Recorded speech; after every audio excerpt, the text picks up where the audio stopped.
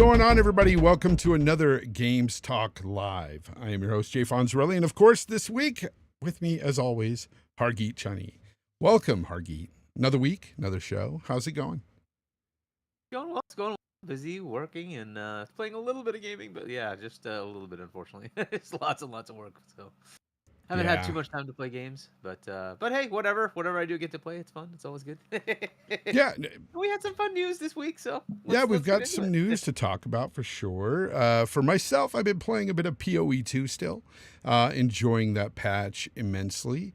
I think, I've enjoyed every patch so far, and it's just getting better and better, and that game is shaping up. And as we've talked about it before the show here, who would have thought that early access would help live service games this much, right? I mean, to help shape a game and help finance it through, user engagement, it's kind of crazy how that happens, how that can help companies and their games. There's a company out there right now, of course, that we're going to get into in a little while that could use that sort of help, I think. But I want to give some shouts out to Soil Tech and Biff Rinaldi in the chat. I see them. What is up, good people? It's good to see you. Omi Tony, I see you as well. Joe Newsom, thank you for being here. I appreciate everybody watching the show live and listening on demand on all those other platforms such as Spotify.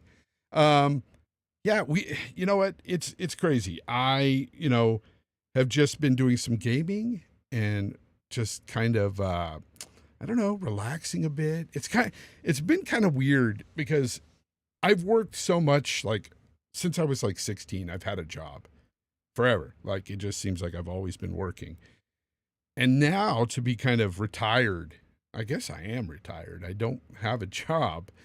It's weird. It's a weird feeling to get up and not have to go somewhere.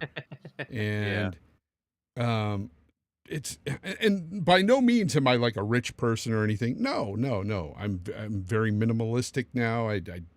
We don't spend much money on anything, but it's one of those things where it's like, we can survive. I've got a pension. It's decent.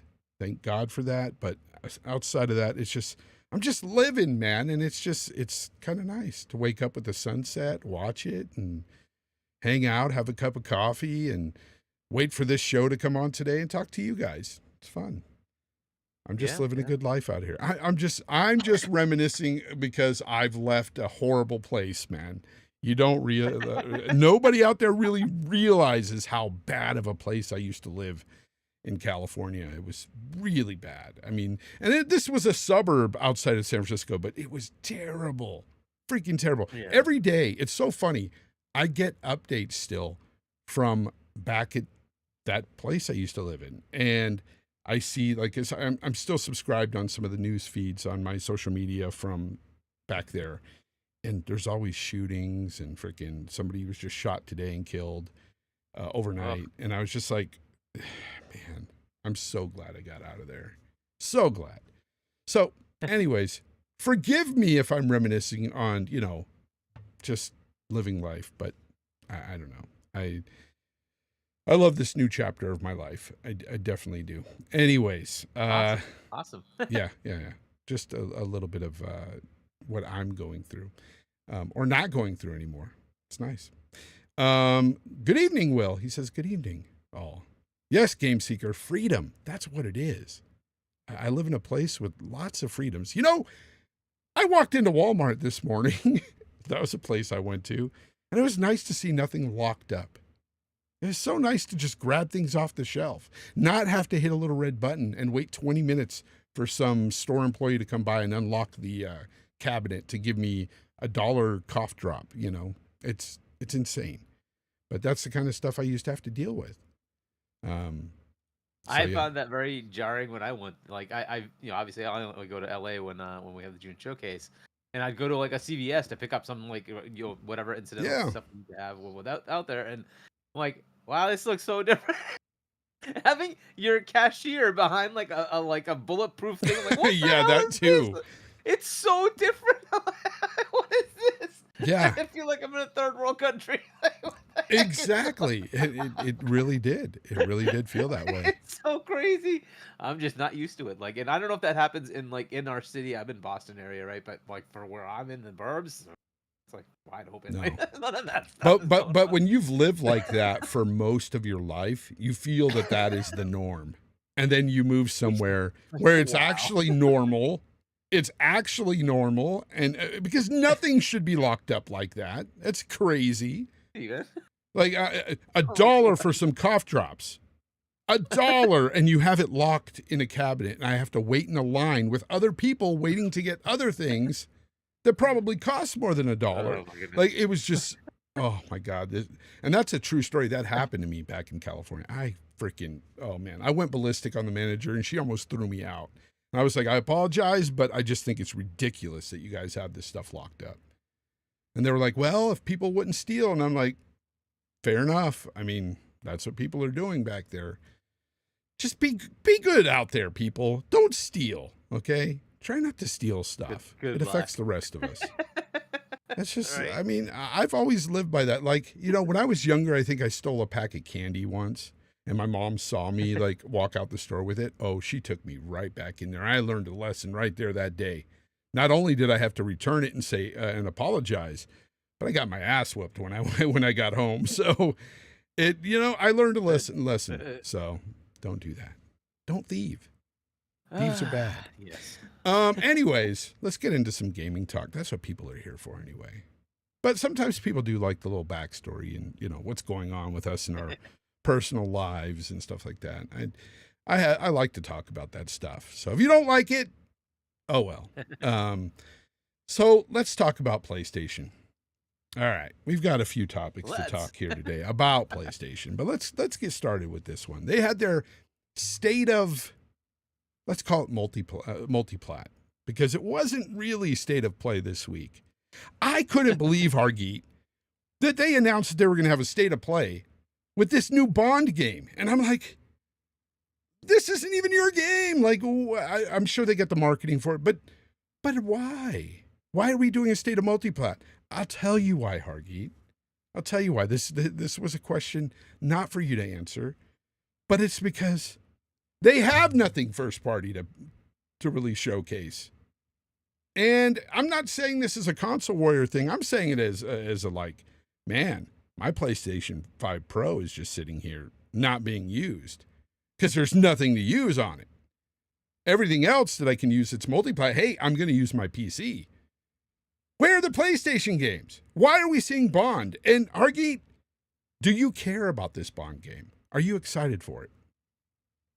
It looks good enough to me. Like, look, I'll be honest. I like the IO formula. I like the Hitman games. They're pretty cool. I like the multiple angles that you can do with Hitman. Cool. However, I don't know if it's differentiated enough for Bond. We will see, right? But what I saw of it, it's what I kind of expect from them. You might say that the graphics don't look like high tier, but I'm like, I don't expect as much, right? This is not a UE game, so I don't expect it to be a graphical showpiece. It's an IO game. That's what I expect. Take the Hitman formula, apply it to James Bond. Fair enough, right? But it has to be something of a James Bond game. I did see enough elements that said, okay, it might be kind of a James Bondy game. We will see. I'm just waiting to see what it actually does and plays out. Like how well it goes. I will say it's coming out in the middle of a very, very stacked year. And, we have a bunch of things coming out next year that are pretty large. Oh, yeah. And so it will have to kind of compete with that. So will I get it day one? I don't know. I'm past the whole pre-order thing. Hell no. There's almost no chance of pre-ordering. First of all, before you continue on, why do people pre-order anymore these days? It makes zero sense. Back in the day, we did it because we went to GameStop and you got physical games. There was no digital games. So if you did not pre-order the game, you wouldn't get a copy. You were not guaranteed a copy day one. And there were several times where I didn't get the game because I didn't put that $5 down on it. Pre-ordering is stupid, people. Stop pre-ordering games. I understand that sometimes people will pre-order so they can get some sort of bonus, like play 5 days early or whatever. But my spin on that. But you can do that usually right at the end. No, but the thing to do for pre-orders is if there's content that is only available as pre-order, fine. or it's a collector's edition and you want to get that collector's thing, that's fine, or whatever. But no, but like the But whole yeah, outside play of that, 5 days early, my spin on that, it is, if it is a 5-day early thing, that means that's the day it comes out, goddammit. That's the actual release date. So, but either way, so like I'm not pre-ordering. I will base it on if I have availability of time, which is not a guarantee anymore because of just the sheer amount of games I have in my backlog. It is hard to find time, but if I have time and it's very well received, right? So that it actually makes sense, right? So we will see. But again, I'm okay with it not looking like grandiose. It's fine. As far as the game itself, it had moments that looked pretty interesting. So I'm like semi interested. Let's just say I'm not like pushed away in any way, and I'm not like, oh, I gotta get this. But I'm in the middle of that. That's fine. That's totally fine. It's likely that I will play this at some point. Now, will it be at day one? Very unlikely, but just because of realities. But in that first week or two, if it's interesting enough, I might pick it up. But the other thing is, it might just end up on Game Pass anyway, after like a couple of years, right? So, but in the interim, if I decide, hey, I have time, I want to play it, fair enough. It is harder to find time though. I'll just be honest. The amount of the and think about what's coming out next year. You got GTA, you got Forza, Fable, Gears, and Halo coming from one side. There's very likely going to be some pretty big hits on the Nintendo side. I haven't even gotten through Bonanza, which, by the way, I did start Donkey Kong Bonanza. It's a pretty good game. And then we still have Metroid coming later, and we have and it just keeps going. There's so much stuff that keeps popping, and then there's plenty of other games. Like I think BioShock isn't coming now, but it's probably coming next year or whatever. Judas is still in the works, and so many other games. I could just keep going on and on and on, right? And it's like they have to stand out. Nowadays, you kind of have to stand out, whether it's a paid game or it's in Game Pass or in Ubisoft Plus or whatever it is. It needs to stand out. It's just very hard to say, hey, I already have this game. That's a good point. That game? That's a good point, right? Because like, I don't see that standing out. To me, that's my problem. Honestly, right? The game, I mean, people can say what they want if they're like really into Bond, the movies and stuff, and they really want a Bond game so bad. To me, this looks like some sort of cross between, say, an Uncharted and Hitman. It's very Hitman-esque. Yeah. It's IO interactive, of course. And for me, I'm not a fan of Hitman. I like Uncharted games, but because I don't like Hitman and I don't like stealth that much, I don't think this is going to be the game for me. And I also don't like the art in the game, the artistic style. I think it's a little, I mean, it's almost cartoony, but it's not. It's just got this weird look that I don't care for. But that's besides the point. I mean, I could play a game that looks like a pixel, if it's a fun game. But it just doesn't look like the game for me. But I was just, taken aback by how I was kind of bored by this state of play, to be honest, because it was about this game, and I don't care about it. I've got a super chat here from Ron G2665. He says, "Not true, FOnz. PlayStation has no competition, in my opinion." It's funny. They have no competition yet. PlayStation 5s aren't selling as much as they used to. They're slowing way down. And I don't know if you heard this, Hargeet, but Capcom recently blamed PS5's high pricing point for their low game sales. This is what developers are starting to do now. They're starting to blame these high-priced consoles on the fact that their game's not selling. It's crazy, but that's where we're at. See, it looks like, I hate to turn this into this, but it looks like Xbox is kind of turning a point where, I'm not saying they're getting rid of consoles necessarily, because we've got one coming, and we're going to talk about the specs leaked for the next. But I think eventually these consoles are just going to go away. I think these companies are going to have to rethink how they're, going to be selling software. And I think that you might have a PlayStation 7. You might, have your Nintendos and stuff. Nintendo is a different enigma on all its own. We talk about it all the time. But for now, for PlayStation, I mean, you could sit there, if you champion the idea that there's no other competition besides PlayStation, I think you're an idiot, because if you do that, then you're wanting just one console out there, period. And if you want that, you're going to expect a higher price point, because you're going to expect these companies to say, hey, we're the only console in town. Let's go ahead and charge what the hell we want. And I mean, it seems like they're doing that now, to be honest. I mean, the prices are like, kind of I also ridiculous. don't understand this idea that PlayStation has no competition. They do, directly. There are two main console competitors. There are many alternatives on the PC side. There's absolutely competition. It's just a question of how you want to play games and whether you want to play games on, like, your majority of gaming is on PC. Does that make you an invalid gamer? No, Oh, no. of course. If the majority of the games you play on mobile, 100%. it doesn't make you an invalid 100%. gamer. Right? Exactly. 100% PlayStation sees that as competition. Why? They put their goddamn games there. They know. There's no way around it. Right? If that was not potentially an option for them, why wouldn't they just say everything is locked to PlayStation? We have no competition. Come and play over here. No, because they know people are not going to come to their platform. And they're going to be on the PC, and they might as well capture that market. And now they did it to Xbox. You think they're not a competition? They just put Helldivers on there. Helldivers kicking butt on Xbox. Yeah, we're going to get into that too. Yeah. Like, I think they understand that there is such a thing as competition. That's just the way it is. And I don't see PlayStation itself as the best in the competition. I just don't. PC absolutely blows it away. It's not even close. And then if you want to talk about like other consoles, Nintendo's got the one with the most console exclusives and most console. Hargeet, it's a fact. I think one. I don't even care about PlayStation. I care about Twitch. I think it was just a few years ago that PC overtook consoles in the majority of the gamers. That's where the majority of the gamers are at now. Besides mobile. Okay, but I'm excluding asked, mobile. Like, younger, like, 20-year-olds and 18, like, they're on PC. They're not playing on consoles. They're playing on PC. That's where they are. Just is what it is, man.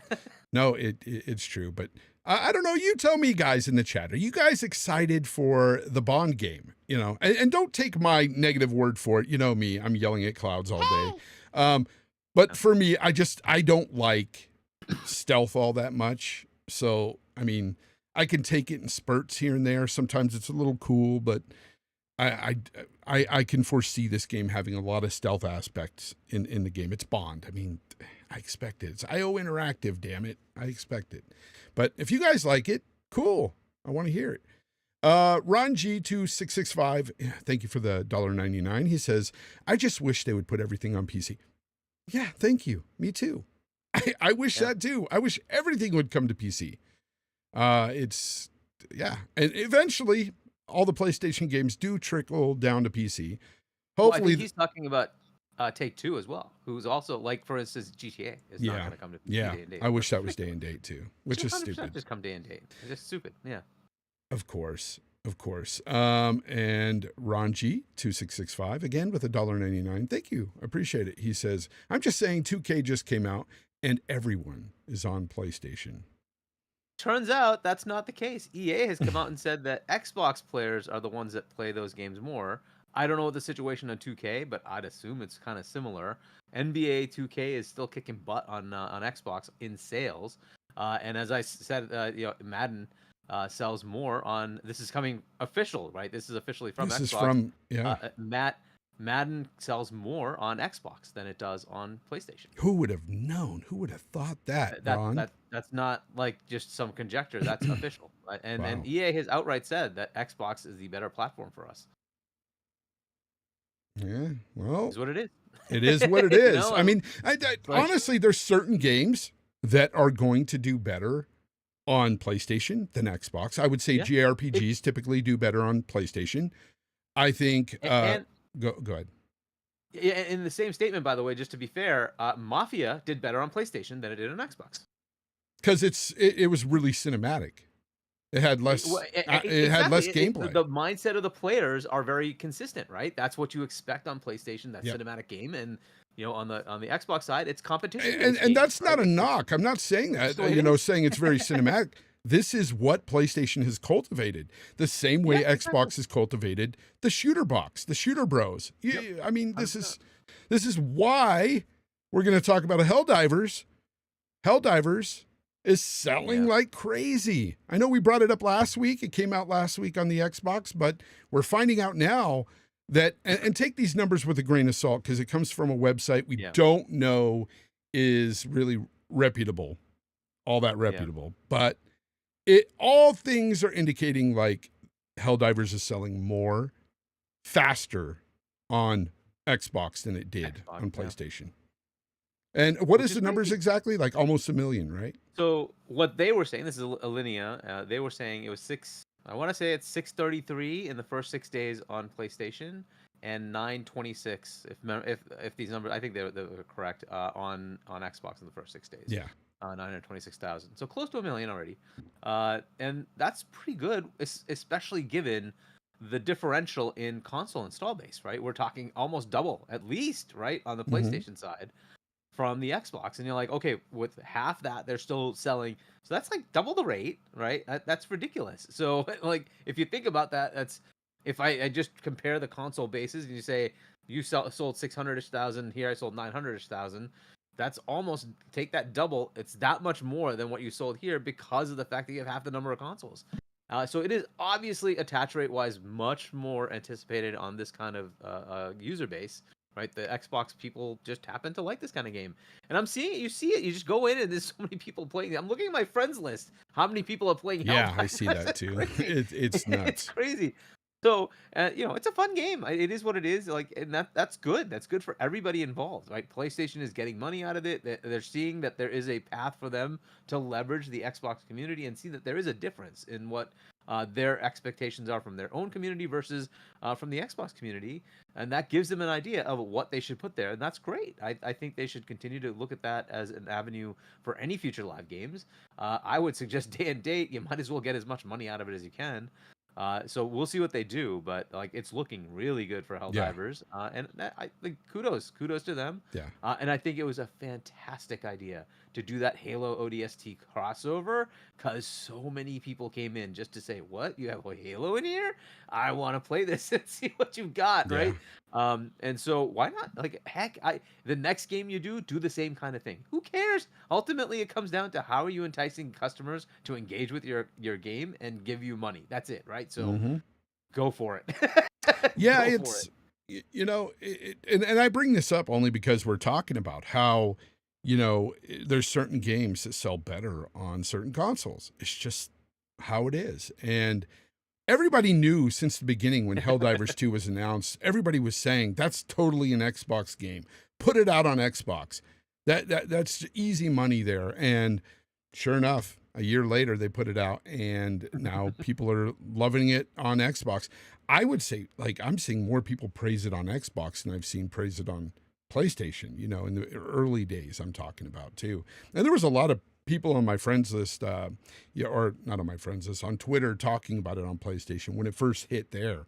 And they were really excited for it too. But man, the stuff I'm seeing, like all the clips and everything I'm seeing Xbox people share on Twitter, they are freaking loving this game. And personally, like, I don't personally see the appeal. I tried it. I played it a little bit here and there.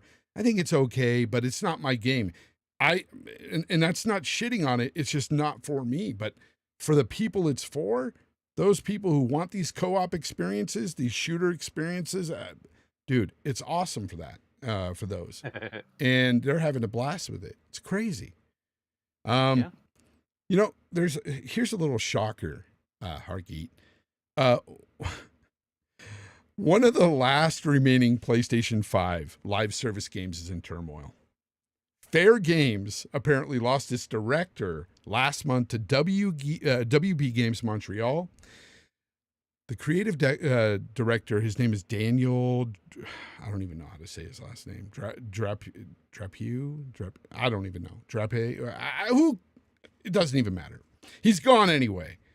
He had been with Fair Games as long as Jade Raymond has. He was there since its inception. And we know what happened to Jade Raymond back in, I think, March. She left. She bounced. She was gone. And now the creative director is gone. What is going on at Fair Games, Hargeet? Yeah, I mean, that game seems like it's in trouble, right? The test run they did that didn't really go anywhere. So, and that was an internal test. An internal test. That's right. So if it didn't do anything there, I don't know how it's gonna fare after that. But we'll see. We'll see. I've always Come thought on, this know, studio was gonna... it's not a we'll see. This is gonna be shit.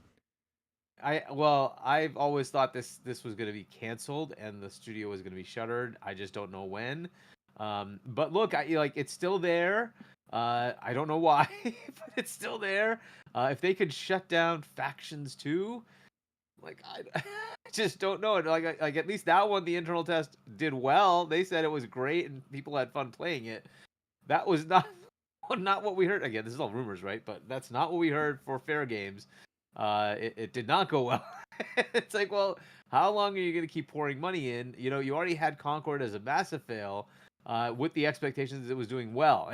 It did not do well at all. And like to the point of things like Path of Exiles, or even like Grounded, or all these other games that come out and say, you know what, we'll just do preview. We'll give you a chunk. Tell us what you think. Is it good? Do you want us to change stuff, right? Mm-hmm. And as you go through those gyrations, you get to a point where the game is actually what the players want, and then you release it and let people enjoy it, right? And then a surge of new players come in when the game is in full release, and you get a game that people actually enjoy playing.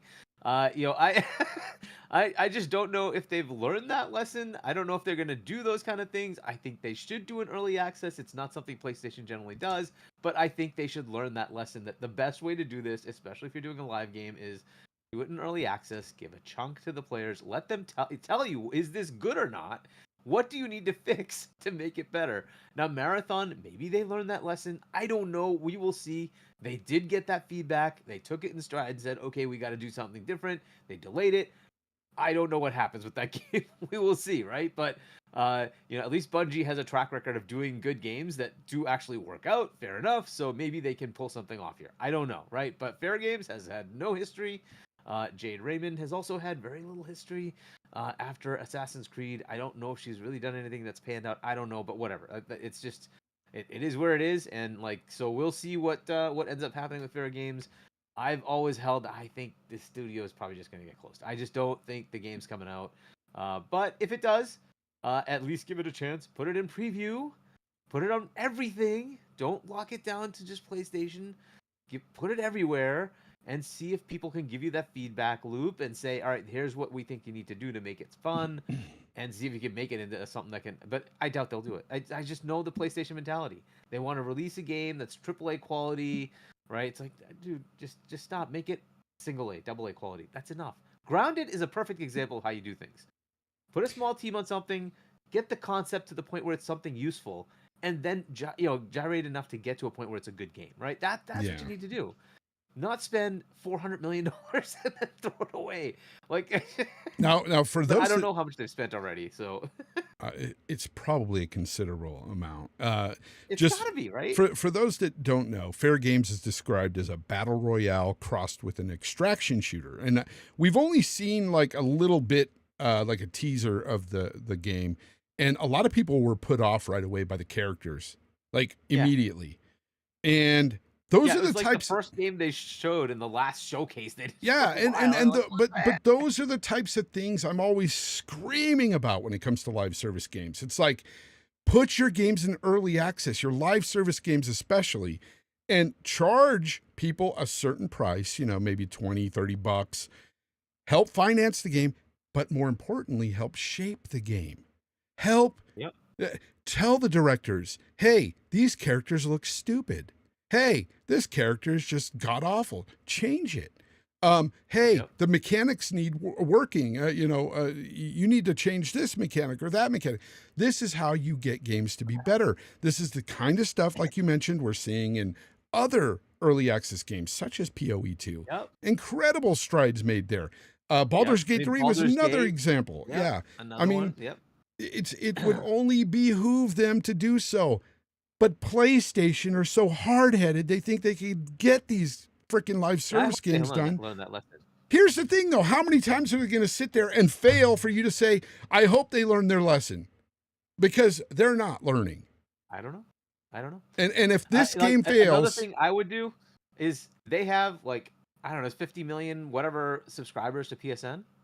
Throw it in there. I know, exactly. How are you... Just let people try it out.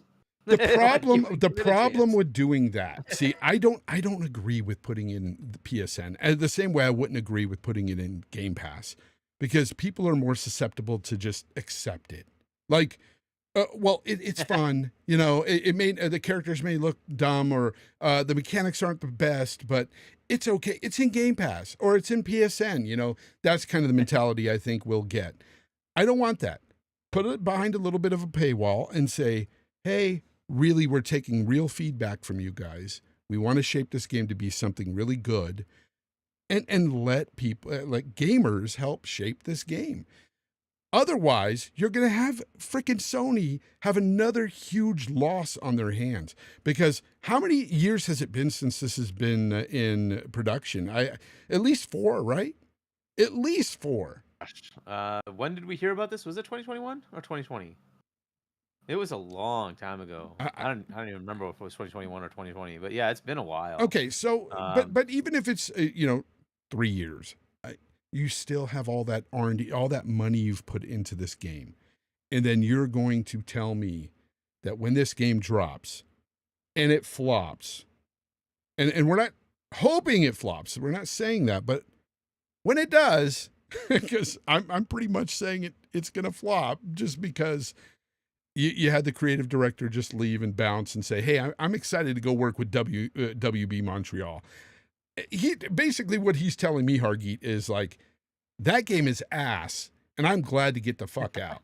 That's what I'm hearing from him. Jade Raymond left. That tells me a lot. She started Haven Studios. Like, what is wrong with this game? 2021.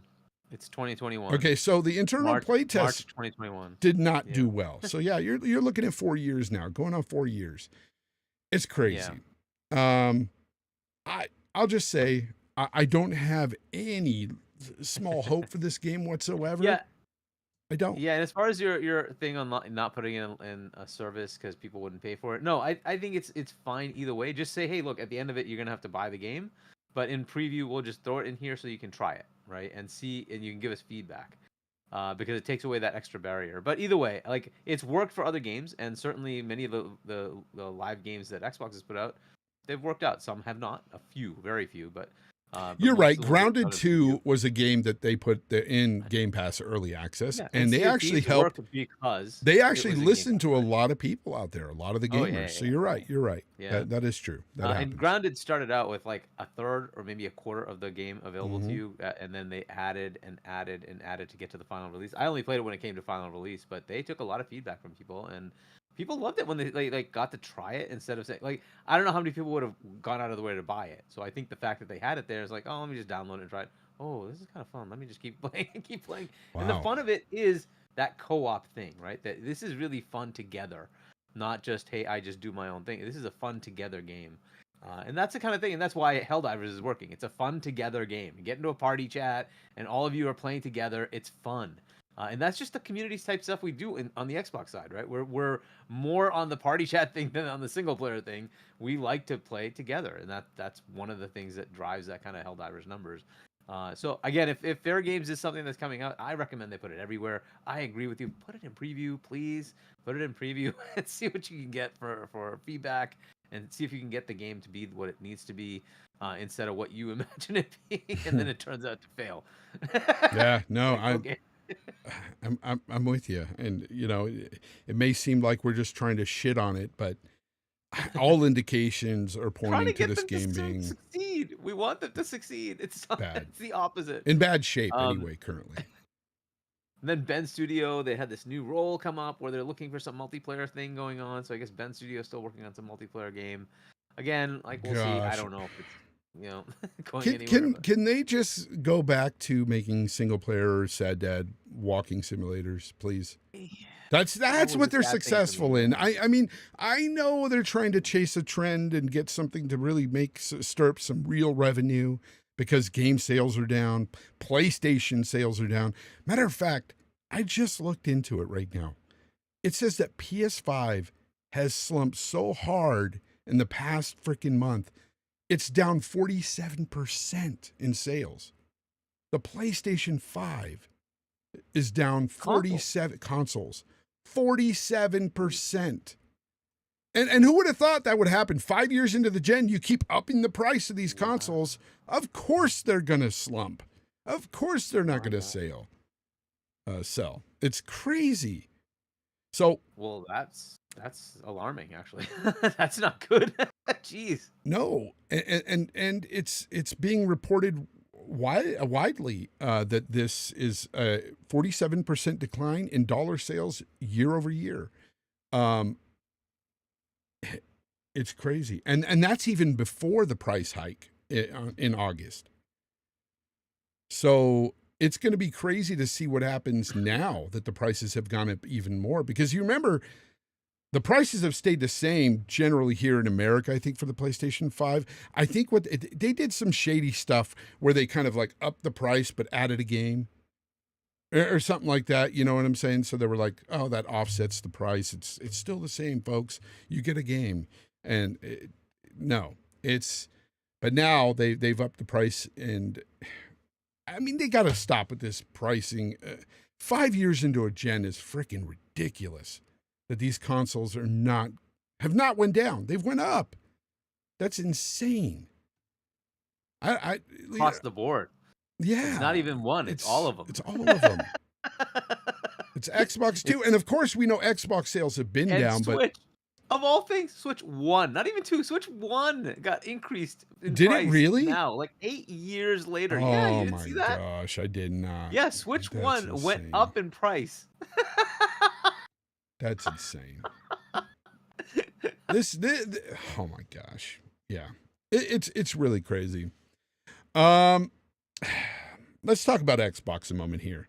So, and hardware leaker, Kepler L2, I guess, he said he may have revealed the tech that might be in the next Xbox, and take all this with a grain of salt because, you know, this is rumor, but it's coming from, Kepler is pretty trusted by a lot of people. I think he's put out other hardware information before and has been right.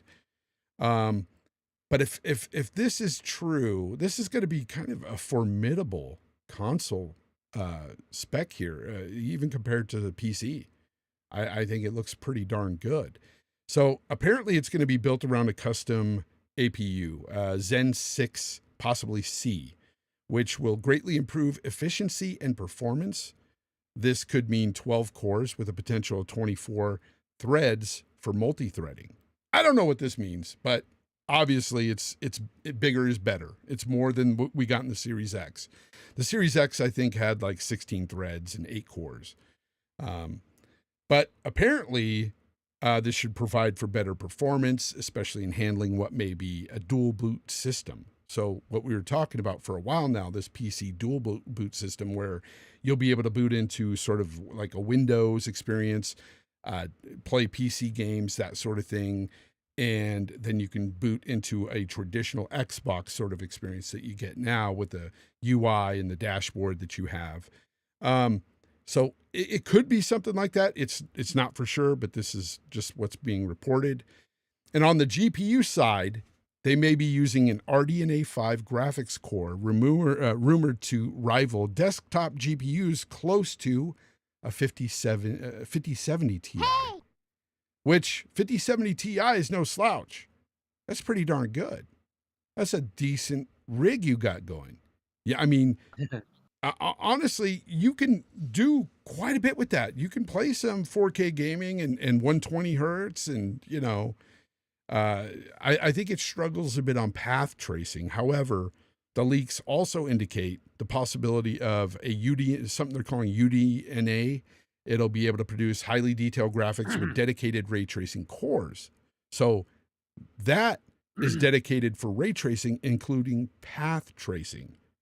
So they will have some sort of path tracing hardware. I don't know if you've seen some of these specs, but what do you think about this? A lot of this is kind of stuff we've already known about. So UDNA is unifying the sort of AI and normal graphics cores together. So that's what UDNA is, right? So it's we have RDNA and then unified DNA, and so that's fine. That's something that AMD has been working towards anyways. So you don't have to separate MPU, right? It's just kind of baked in. So that's something that we expect both of the next gen consoles will try to take advantage of. They're both looking at Zen 6 for the CPU side of it. Again, this is all rumors, so don't expect it's actually accurate. But what we know from the PlayStation rumors was that they were looking at a sort of 8-core, and again, it's going to be a mix of Zen 6 and 6C. And then equivalently over here, it was supposed to be 11. I don't know if that's going to be the case or not. Well, we'll find out, right? But that you'd have some mix of Zen 6 and 6C. And so that's kind of the path over there.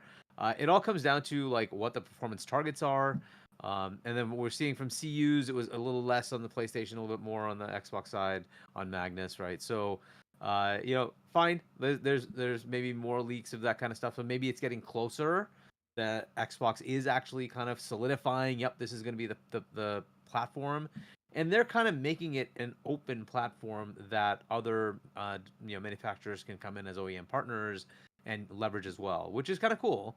Right, but that way they can say, you know what, I can have more CUs or less CUs, run it hotter, run it lower, right, whatever you want to do, and say, hey, I want a lower performance target, therefore I don't care to spend as much on these, so it won't be as expensive, but you'll have a lower performance tier. Okay, fair enough. Yeah. If you want a higher performance tier, sure, go for it, right? And what we're hearing is Xbox wants to go right smack in the middle, and that will be their console. So it'll be the middle of the performance tier. If you want to go higher, fair enough, do it. But you'll spend more, right? So some OEM might decide to say, I have a $1,200 console for you, but it runs, at the level of 2/3 faster than your current default, right? So if that's what you want, go for it. And as you said, look, path tracing will be baked in. Ray tracing will be baked in, and if games want to start taking advantage of it, there'll be enough oomph to kind of do normal ray tracing at least. If you want to do path tracing, we'll be back to 30 frames. That's just the way it is, right? Yep. But if you want to spend a little bit extra, right, you can find an OEM that might give you one that does a little bit more, and you can say, hey, I can get that up to 60, right? I can get 60, and I can do my path tracing, and that's a good enough box for me. But you might end up spending $1,200 or $1,400 or something like that, right? Yeah. And this is the PC world. This is what we get, right? We can choose and say, I can't spend that much. I'll spend a little bit less, and I'll be okay with a target of 1440 with 60 frames and ray tracing turned on, and that'll cost me, I don't know, whatever, $1,000. Okay, fine, cool, right? And if you say no, I want everything. Okay, I can spend $4,000. You get anything and everything you want turned on. Fine. It's up to you, right? You choose whatever you want, right? And that's kind of the model they're going to give you. Like, there'll be a mid-range, probably 600-700 Xbox, and you can go get that, and it'll have a standard performance target. It'll be pretty good. It'll be pretty decent for most things. And then you might have some still options pricey, man. 700. That's still pricey. It's still pricey, but understand you're getting a PC, right? So you're essentially getting a PC that plays everything, right? You can play any game you want. Yeah, it's basically what we used to get in. Okay, so back in the day, Alienware and I think Valve even tried to put out console PC in a form factor of a console. I forgot. Did they call it a Steam box or something? And then Alienware had their thing. I forgot. Anyways, I remember they had these. I'm not sure, but yeah, there was. They looked like consoles, but they were actually PCs. They were just smaller form factor. This is essentially what you'll be getting. Of course, these will be custom APUs, not separate freaking GPUs and CPUs and all that. But all together. Though I think they are going to keep the die separate. I don't know. There's something about how Magnus is. It's also supposed to feature 24 gigabytes of GDDR7 RAM. So yeah, that's quite a bit more, and of course more efficient with GDDR7. I can't even say, because I think the Series X was 16 gigabytes GDDR6. So correct, got an improvement there, and it's supposed to be twice as powerful as the PS5 Pro. It goes without saying, though. I mean, you're not looking at much there in terms of upgrade. Yeah. Well, it's enough. Like, consider 16 to 32 T-flops. That's significant. That's a pretty good amount, right? 32 is where what I was hoping for a mid-gen refresh was that is what you give me, because like then I can at least turn on ray tracing and have decent performance, right? At like this small bump from I went from 12 to 16, or for their pattern it's 10.3 to 16. Like, yeah, but that's not enough. Because it's still not enough to really run ray tracing the way you want to. You see the game's outputs. They're like, yes, it's cool from a PlayStation perspective, but I've got a 4090. It's nothing close to that. Like, if the 4090 in comparison is 83 T-flops. You can't compare T-flops, fair enough. But you get some level of understanding of just how much magnitude difference there is in the performance that we get, right? So even a 5080 isn't that much, right? So, no, it's not. Right. So just putting that in perspective, right? So a 5070 is a decent card. It's really, really It really good. And is. again, NVIDIA to AMD, there are differences. There are differences. Just keep that in mind. And now these will also have NPUs baked in, right? So it'll have the AI cores baked in. So both of these consoles are going to be fantastic. The PS6 will not be a slouch. It'll be great. And so will the next Xbox. It's just making it more open, and you can have higher or lower performance based on who you buy it from. But their mid target is supposed to be a Do bit you think it's going to be higher different like that? There's going to be different OEMs, like there's going to be I, separate. I think Really? so. Okay. I think yeah, I think they Okay. will do that. That's interesting. Like Magnum. they're partnering to do this, right? So I think that's what they want to do. Okay. Magnum in the chat says barely anyone cares about ray and path tracing. Just make good games. I'm with you on that. I'm totally 100%. with you. I think when you add path tracing to a game, say like Cyberpunk, it really does like stand out. Don't get me wrong, but at the same time, if you've never saw the path tracing and you just had Cyberpunk maxed out, it looks amazing just as is. And here's the good thing about this console. If it is a dual boot console, you'll be able to get into that PC-like experience. Turn off that path tracing or turn it on. Spec it out how you want to. Customize those settings like you can with PCs with all their games, because you have all of that at your disposal. You can go in there, turn down shadows and whatnot. And if it is a dual boot system, I would fully expect that. I would fully expect to be able to do that. It's PC games you're accessing. So that would be cool if you wanted to do it that way. But with higher specs come higher prices. And like those prices you were throwing around, even if you start at a base 700, which is where I think the base next gen is probably going to be. I mean, I doubt you're going to see anything less than a 600, even for a PlayStation 6S, if they do have a model like the Series S. I think this $600 is going to be pretty much what you're going to get. And then from there, it's going to go up. And I'm going to... You really think it could be up to $1,200, Hargeet? For Magnus? variants, not the Xbox itself. For Xbox itself, I think they'll target that 600-700 range. That'd be realistic. Look, we also see we have data coming back now that shows that at $700, the PS5 Pro did decline in comparison to the PS4 Pro because it was substantially more expensive, and that did show in the numbers. Right, it didn't sell as well. So they see that, and that's why they potentially might go in a dual SKU format to see if they can hit that 400 to 500 range. For one of their mainline, like the mainline, like PS6 would be $400 to $500. Mm-hmm. I would say that's what they're going to target. I think Xbox is going to be in that same range, but not as cheap. I think they'll probably be $500-600. I think it's going to be $6 minimum. That's my guess. It's gotta be. I think it's going to be $6 minimum, and then you'll have variants out in the OEM world that might be much more expensive, but that's because they're going to give you more capability, right? It's going to be the same platform, but more capability. And if you want that, that's great. It's just like buying a 5070 versus 5090. Your choice. You can buy it if you want to, but you're gonna pay if you want that 59. Now, tell me this, Hargy, since you're more of a tech guy and you work in that industry, why? Okay, so if I look it up and I see that prices on PC parts and things are getting cheaper than they were, say, 4 years ago, why are these consoles getting more expensive 5 years into the generation? It's a good question. I don't think they are. What I hear is now that basically these are all again speculations and rumors, is that none of them want to take a bath. They're kind of done with the idea of taking a bath. So for a little bit, they did when PS5 started get to a point where it was profitable.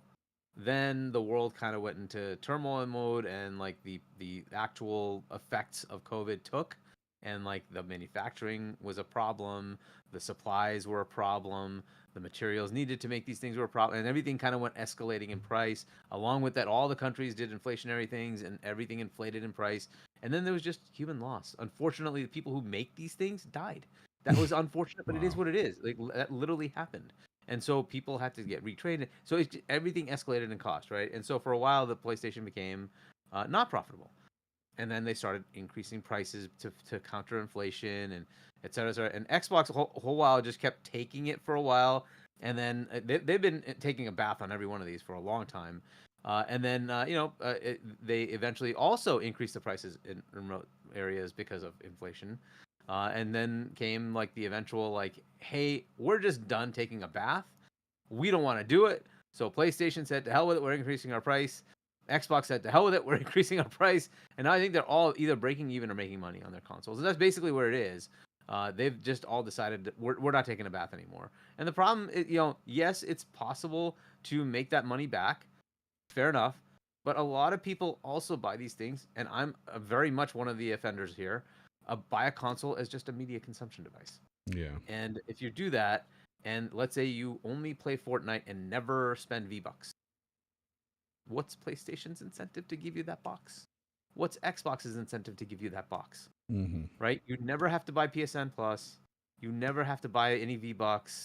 So you're never giving them money on top of it, and they're taking a bath and giving you a consumption device, a very powerful consumption device, right? So it is what it is. That unfortunately they're in this world of like, yeah, no, we need to actually get money now, and we're all just gonna not take a bath. And Nintendo the whole time is like, nope, we sell a profit. We are going to sell you the console, and we're going to make money on the console, and we're going to make money on the games, and we're going to make money on all the transactions for other third-party games selling on our store, blah, blah, blah, and every accessory and all that stuff, right? So it's just a different model now, and they're all kind of just giving up. And if Xbox's model is going to work where they have OEMs, there's no way they can do the subsidized thing because they're undercutting the OEM. They can't do it anymore. Yeah. So I just don't think on the Xbox side, forget it. You're never going to get the subsidy thing. It's going to be whatever cost is plus profit. That's the way it's going to be for the hardware. PlayStation can try to do that if they want to. I just think they're tired of it too. I don't think they want to take a bath anymore. They're like, the hell with it. Why? What market share are they going to gain? It's not like Xbox is on their heels, right? And there's something going to take over the console market. They've already won that twice in a row. Like why do they care, right? The only other competitor is Nintendo, who does not seem to have the same level as far as graphic fidelity. And they're like, we don't have to worry about this. People are coming anyways. You had like somebody in our chat, right? It's like there's no competition. Yeah. There's enough people out there that think that way, and that's enough. They'll go buy it. That's it. I don't know. It's 40%, 47% down. The sales. Yeah, but that's because it's kind of coming to the end, and we're hearing about PS6 already, and they're like, "Oh, do I buy this or just?" And it is what it is, right? I get that, but and also there's so many games like figure that out now. The problem is too is like there's a lot of games there that were cross-gen that were popular, and now PlayStation doesn't really have anything just for the PS5 for enough people to really care. And they're staying back on the PS4. They're waiting close for to the 100 PS6. million. What is it? 80-something million? Yeah. That's ridiculously good. Crazy. That's good. Yeah. Biff Rinaldi with a 5. Thank you very much, man. I appreciate it, Biff. He says, "Hey guys, let's raise the price instead of lowering it. Hey guys, let's put in a smaller SSD but charge the same price. Why are our sales down?" Is another one that's just crazy, right? That's it's insane. They put a smaller SSD in that box and still freaking. It's the original SSD. If you remember when it launched, it was 825. Yes. And they bumped it up with the slim model. They made it a terabyte, and then the Pro came out with 2 terabytes. And now they're taking their slim model and putting it back to 825. That's crazy. So generous. Thank you for that. 825. Yeah. It's just so bad. So bad. This is what we're getting, though.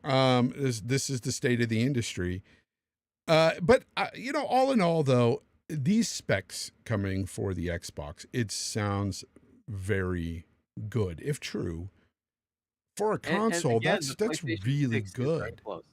And the PlayStation 6, again, against the rumors that we hear, this is all rumors, it also looks really good. It looks really good. So both of them are going to be very, very capable, with the Xbox being slightly ahead. And again, we'll see how it plays out. These are all rumors. Okay. This next topic is a pretty fun one. Okay. We're going to talk about Hollow Knight Silksong. I mean, let's talk about this because Hollow Knight Silksong just basically exposed the entire industry. And everybody that's been defending the insane pricing models, okay, of these games. Totally exposed. And it just further proves that if you build a good game, I've always said this, if you build a really good game, people will buy it. And I'm looking at you, AAA devs, looking at you. Look, this game, people have been waiting for almost 7 years. My son, oh my God, Like, I can't tell you, every time there's been any kind of like big gaming event or whatever, he'd always ask me, because I do a podcast, you know, here with you guys and stuff. And even back when we were still doing RDX, he would always ask me, have you heard any inside info? Like, have you heard about Silksong? Have you heard anything about Silksong? I'm like, no, I haven't heard anything about Silksong. Because for me, I wasn't big into Hollow Knight or anything, so I didn't know anything about it, but my son loved it. So, man, did he constantly bring that up. But anyway, I bought it for him. I gifted it to him. But the hype for this game is what I'm saying is real. It's just crazy. This game sold so well that the moment it was like put on the storefronts, it crashed every freaking storefront there was. From Steam to PlayStation to Xbox to Game Pass, this game was crashing everything. Well, because, not Game Pass. Well, the storefront. The Xbox storefront. store. Well, There Game you go. Pass was the only one where you could just download it because you didn't have to get entitlement. No, but You're I right. read The Xbox store died. I read an article where it did mess with Even the Game Game Pass. store? It messed with Wow. Game Pass as well. There was a Reddit Wow. thread. There's a Reddit thread out there where people were saying that they Even didn't that even one? see Wow. they didn't even see Silksong on Game Pass. Like, it was disappeared for a while. Anyways, Wow. this game Crazy. is going to do numbers. And honestly, right now it's sitting at a 91 user score. So we're talking Game of the Year contender here. But moreover, for me, the funny part is that it just exposed this industry. All these AAA games, freaking $70, $80, talking about, you know, what are we going to do? We need to sell these games at a higher price. Team Cherry is the people that made this game, right? They basically just came out and said $20. And I know this is $5 higher than what the first game was. I think it was $15 for Hollow Knight. But honestly, you would think, man, they could probably sell this for $40 and get away with it. Because we're talking about an indie game here. We're not talking about even a AA. This is indie. This is a smaller game. This is an indie title. Most indie titles like this go for about $15, $20, $30 at most. But here's the funny part. So on Twitter, people, I should say, some developers, kind of like how they did with Baldur's Gate 3, telling people, oh, don't expect this as a standard. You know, they were all making a defense for their own games, not, you know, being as good. Well, for this game, it seemed like there's other indie developers out there that are upset that Team Cherry only priced it at $20. Now, I don't know if you've seen this, but I'm going to put it up on the screen right now. One guy, and of course he's trying to farm for his own game. He's trying to farm for engagement and stuff. But he's got this poor me mentality. And this is what he said. This comes from Lone Fungus. He says, as a dev making a smaller Metroidvania than Silksong, which I originally thought would be a fairly priced $20, what should I price it at now? He's talking about his own game. It'd be a 10 to 15 hour game, but it was made by one person with limited dev time and funds. I can't afford to give it away for free. This man, and he's replying, he's quote tweeting Team Cherry, their tweet just saying 4 days until release, Hollow Knight Silksong will be available 4th of September. This man is trying to say he was going to price it, okay, fairly price it at $20, his own game that was this little game. And it doesn't look bad. I looked into it. I saw actually Legendary Drops last night was showing the game that this guy made. And it's decent, but it's just a run-of-the-mill indie game that he's taken so many mechanics from other games. You could totally see, like, he just pretty much took everything from all these other smaller games and threw it into this little game, which is fine. A lot of people do that. But this farming for engagement, this whole poor me thing, and what's even worse about this, you had people coming to the defense of this guy. This post here from @ChochoPop, Ramy. He says, I honestly think that Team Cherry pricing Silksong at $20 will long-term do more harm than good. They're not just undercutting their own game, they're also undercutting the whole indie scene and making it harder for them to sell their games at a reasonable and healthy price. Like, what are we talking about here? The indie scene, we're talking about $10, $15 games. We're talking about $20 games. That's the indie scene. But the fact that this guy is going to say that Team Cherry pricing their game at $20 is going to do more harm to the indie scene in gaming is just insane to me. I think Team Cherry is pretty happy where they're at right now. I think all these sales that are happening at that $20 price point is freaking huge for Team Cherry. This just goes to show you that if you make a decent game, even AAA game, and let's say you spend a couple $100 million, let's say you price it at $50, put it out there, and it's a decent game. You're going to sell a lot more games at that price point than you will at $70 or $80, I'll tell you that. And that's what Team Cherry is doing here. This is ridiculous. I don't know. Yeah. I found that just kind of funny, but kind of not, kind of sad. But here we are, a developer who's giving us a game at $20 that's supposedly really good. It's an indie, though. It's priced accordingly. And it's selling. Yeah. Look, let's celebrate the good parts first, right? First off, the anticipation of this game has been outrageously awesome.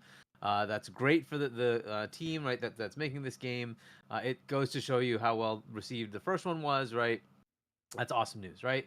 Xbox partnering with them, putting them in Game Pass. Obviously, that helped them fund some of the development costs. That's great, right? So the game's available to people who have Game Pass on PC and on console. So enjoy. I might be in cloud as well, I'm going to guess. So if you want to play it in any of those places, you've got it. Go play it. Despite all that, the thing literally... Have you ever heard of this before? Where a game comes out and it kills the stores?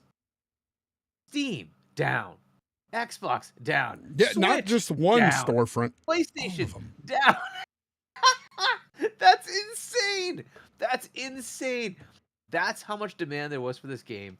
So let's just celebrate the fact that the game came out and did the killer numbers it was going to do. We have 0 reviews because they didn't have pre-reviews. So there's 0 reviews.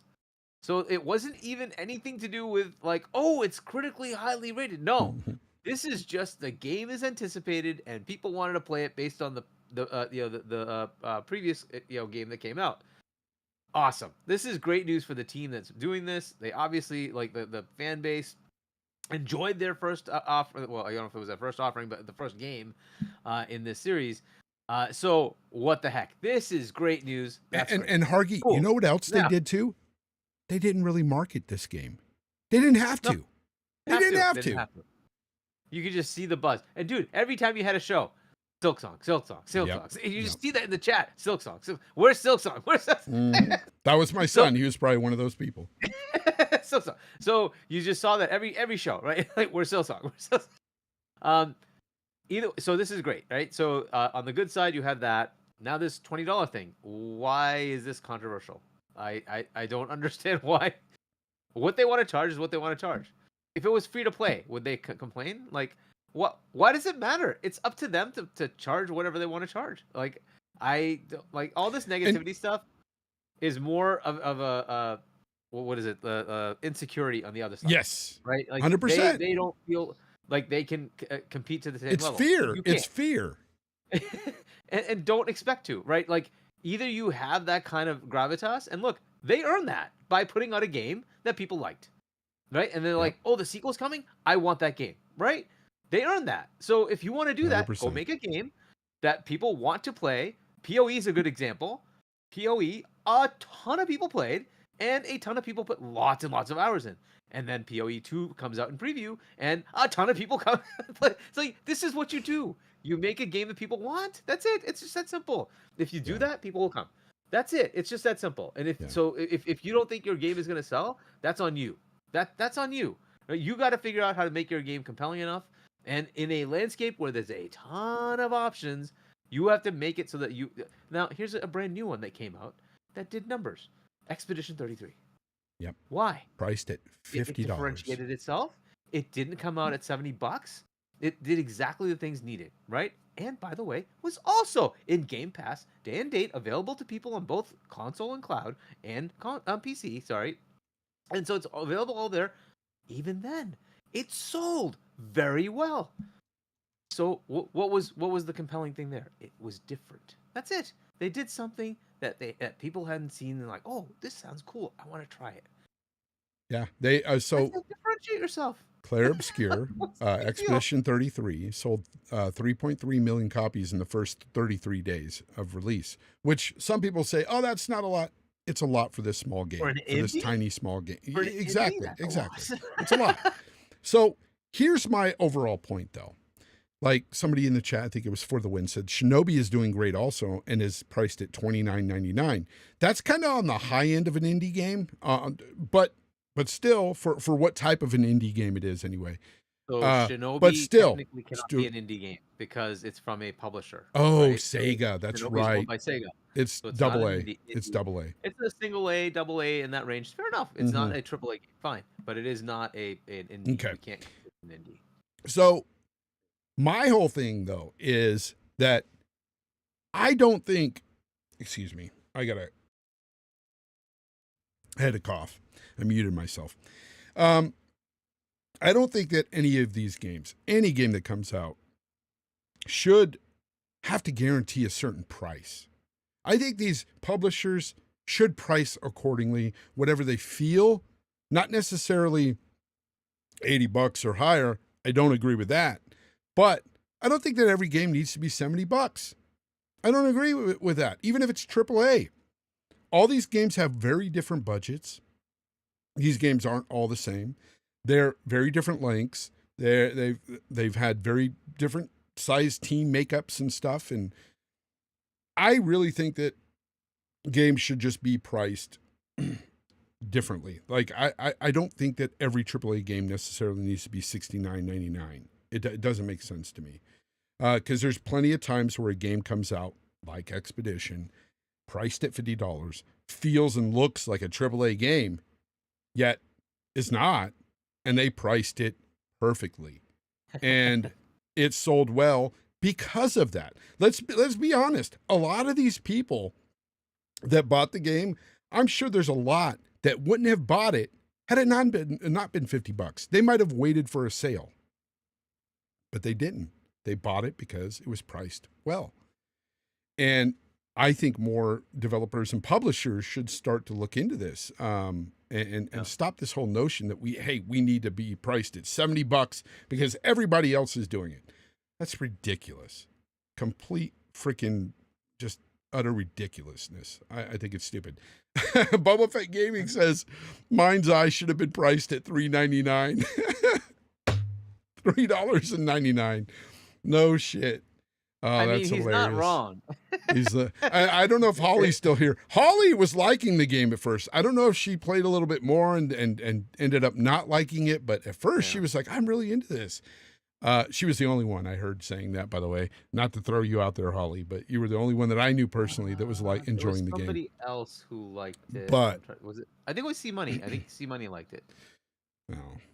But he didn't pay for it. I'll just that has a lot to do with things too. Like okay, so I have this argument with a certain friend of mine that gets pretty much every game for free. I'm like, the reason why you tend to say you like a game, even if it's not that good, not saying that this person says it's great or whatever, but they'll say, oh, I enjoyed it. It's okay. It's because you got it for free. If you had spent $70 of your hard-earned money on that game, trust me, you wouldn't be saying, oh, it's okay. You know, I can fight through the bugs. I can fight through that, you know, and these shitty mechanics. No, that wouldn't be the case. And that's my point with the price points too. It's like, none of these games are coming out anymore that are freaking not having issues. Like every game that seems to drop has some issues. Like it's nuts. I haven't heard that from Silksong, but I'm talking AAA games here. Always having some issues, and they expect us to pay the $70 just to get into the game and then fight through these bugs, all in the hopes of them creating a patch later that'll fix those bugs. Half the time, they don't. Steelofax, I'm really upset with you right now. I am really upset with you right now. How can you be the one person on this earth that is enjoying Lost Soul Aside? That game just recently came out, and to awful reviews across the board. User and journalistic reviews. Just no, Stilo. Come on. Put the game down. Did you get it for free? Look, if you got it for free. If he likes it. No, I know.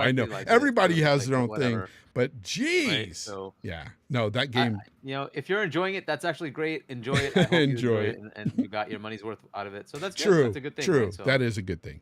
But I'm disappointed. Still disappointed.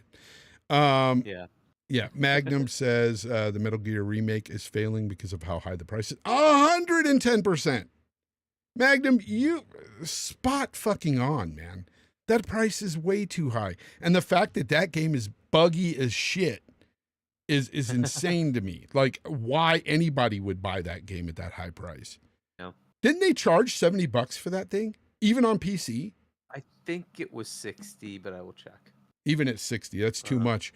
All they did was take this game, an old PS3 game, dip it into a code of UE5, and throw it out there. Same mechanics, same animations, everything. This game is not changed whatsoever. No, Stilo, it's not about you following the crowd, buddy. It's not. I'm just kidding with you. I'm not really disappointed in you. If you're enjoying the game, cool, good on you, man. The Metal Gear was 70. That's insane. Crazy. $70 for that.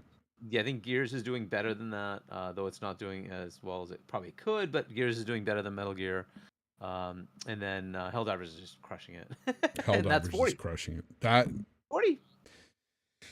Yeah, it's insane. And a PS2 game, not a PS3 game. Sorry, but they dipped it into a coat of paint of UE5. That's all they did. It's shinier graphics. And speaking about Gears really quick, Gears Reloaded. I saw a video. It was showing comparisons between like the remaster and this Reloaded game, and parts of the remaster I would say just look better. Like the vibe of it's more dark and gritty, whereas this one's too bright and colorful in some places. I don't know, but that's just me. But yeah, I just think that they need to price these games differently. Not every game needs to be $70 just because you're considering it AAA. It's insane. And I know they're trying to just maximize their profits and stuff, but look at Team Cherry. They're freaking doing gangbusters at $20 for this game. You guys may think, oh, but they could have made more money. Sure. But would they have gotten all those sales that they're getting because of that price point? I'm sure there's people out there who are buying that game on a whim for $20 because they're like, hey, I heard everybody's loving this game. Even if they didn't play the first one, they might just pick it up for $20. It's one of those things you don't think much about. I mean, shit, you can pay for a burger now, $20. Like, matter of fact, I bought a brisket burger the other day. It was $19.99. And I loved it. Don't get me wrong. It was the most delicious burger I ever had, but it was $20 for a burger. That blue number, Holly says, I got it from CD Keys. They're over 1 million in sales on MGS. Over 1 million in sales. Okay. Metal Gear Solid, 1 million. That's not that much. That bad, I suppose, for a remake. She said she's loving the remake. That's cool. Don't get me wrong. I love that game. That is a fantastic game. I played it back in the day. It's a freaking awesome game. It's one of the last Kojima games I freaking loved. And then Kojima just went off the deep end and got weirder and weirder and weirder with every game. It just got worse. But that game is amazing. And I would play it if it was like $30. To me, $70 is insane. It's insane for that price. I wouldn't pay that. It's crazy. Just because I know they didn't do much to the game, but make the graphics look better. Serenity in the chat wants to know, what do you drink every show, Hargeet? I Water. always drink Zevia. Oh, Zevia. And water. Yeah. So I drink just water. Zevia, I know you didn't ask and, me. yeah, but... and then water. And I have my flask of water. That's it. So. But yeah, it's crazy. I don't know. What you got? Anything else you want to talk about this week, Hargeet? Were there any other major things? That's. I know that's all the major stuff. Yeah, I mean, there's like the controversial stuff from Pete Hines and others about Game Pass and all that. And like, yeah, but we've talked about Game Pass to death before, and you know, yeah, we it's just not a topic I even want to get into anymore. It's boring. Yeah, it really is. Like, again. It really is.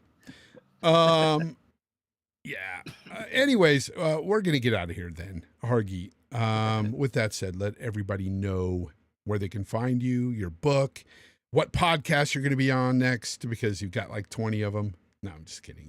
You have like what, three, four? I have four. Four, yeah. Damn, that's a lot. Okay, so yeah, if you want to check out my channel, Hargeet21, I have not put anything on there for a while. I really need to get back to doing that. Just get so busy now, so it's tough. I actually want to play games too. But anyways, at some point, I'll put some more content on there. Shop.china.us if you want to pick up my book, and then I'll be on tomorrow with Web Dave at 7 p.m. US Eastern Time. Check that out, and then with Boom on Wednesday, 7 p.m. US Eastern Time, Double Barrel Gaming, and with C Money Doodle on Friday at 8-ish p.m., maybe 9-ish p.m. US Eastern Time. On Point for Gamers there, and then we'll be back next week to see how the world's going in the gaming world. We'll see what goes on. Yeah, we'll definitely see how it's going next week. I want to thank everybody for showing up today in the chat and watching after the fact, on demand or listening even. Thank you for doing that. Last week, I apologize, but the show never processes for me right away like it does for other people. I think it does this to a lot of smaller content creators when we just stream and we don't put out videos. I think they kind of punish us. And my show doesn't get processed fully until about 24 hours later, it seems, 18 to 24 hours. And so I can't put it out on Spotify and all those other platforms until tomorrow. But I definitely will do that. And that blue number before I leave, she says, Borderlands this week? ? Is Borderlands 4 this week? No, I think it's in October. Check. It might be. Was it the 12th? I think it might be something like that. What? September? Yeah. Oh, it's definitely September. I'm pretty sure it's September. Borderlands. If I could find a copy on CD keys cheaper, I'll pick it up and we'll definitely play. Because that's a lot of fun to play with others. Yeah. Yep. Yeah, it's definitely a lot of fun. Okay, cool. Might do that. Yeah, lots of games starting up. It's the fall now, right? Like technically, it's still in summer. Yeah. Oh, dude, it's starting to cool off. Dude, it's starting to cool off so much here. We were in the 90s, and now it's like 70s, and pretty soon, next month, hopefully, snow. I am hoping for that because, I love the cold. I want it to be cold. I hate the heat. Hate it. I'm a winter person more than I am a summer person for sure. So looking forward to that. Anyways, we're going to get out of here, guys. Until next week, game on, everybody.